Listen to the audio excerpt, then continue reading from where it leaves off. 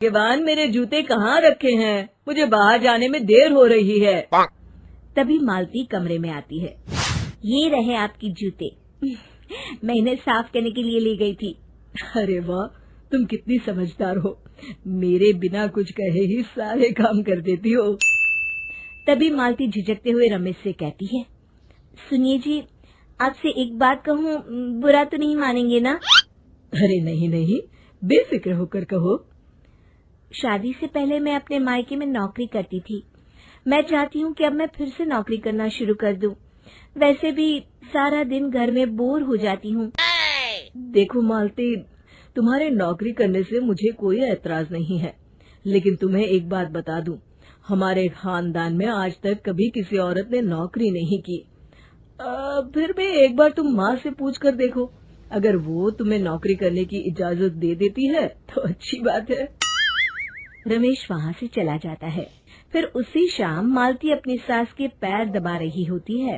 तभी उसकी सास मालती से कहती है, अरे क्या बात है बहू, आज तो ठीक तरह से मेरे पैर नहीं दबा रही। किसी ख्याल में खोई पड़ी है क्या?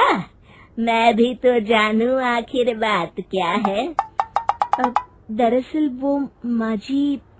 अरे हाँ हाँ बोलो, इतना सोच क्यों रही हो? माँ जी, अगर आप बुरा न माने तो मैं नौकरी करना चाहती हूँ। घर के काम करने के बाद मेरे पास काफी वक्त बच जाता है। मालती की ये बात सुनकर उसकी सास गुस्से में कहती है, अरे बहू, तेरी तबीयत तो ठीक है ना? आज ये कैसी बहकी बातें कर रही है? भला हमारे खानदान में आज तक कभी किसी औरत ने नौकरी की है जो तू नौकरी करने की बात कर रही है, हैं?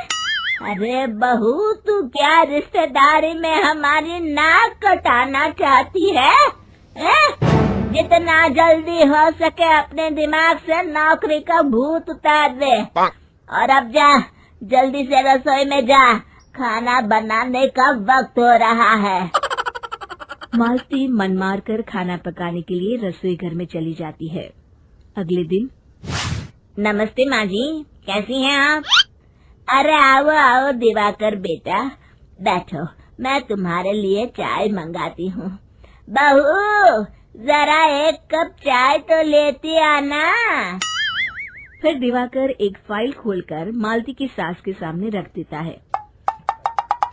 ये देखिए माँ जी, ये है पिछले महीने का हिसाब और ये रहे मुनाफे के रुपए। एक बार हिसाब देख लीजिए और इन कागजों पर अपने दस्तखत कर दीजिए। अरे दिवाकर बेटा, मैंने भला आज तक कभी तेरा हिसाब देखा है जो अब देखूंगी? ला बता, कहाँ दस्तखत करूं? तभी मालती चाय लेकर वहाँ आ जाती है और अपनी सास को बिना कागजातों को पढ़े इस तरह लापरवाही से दस्तखत करते हुए देखकर हैरान रह जाती है। अच्छा माँ जी, अब मैं चलता हूँ, फैक्ट्री में बहुत काम है।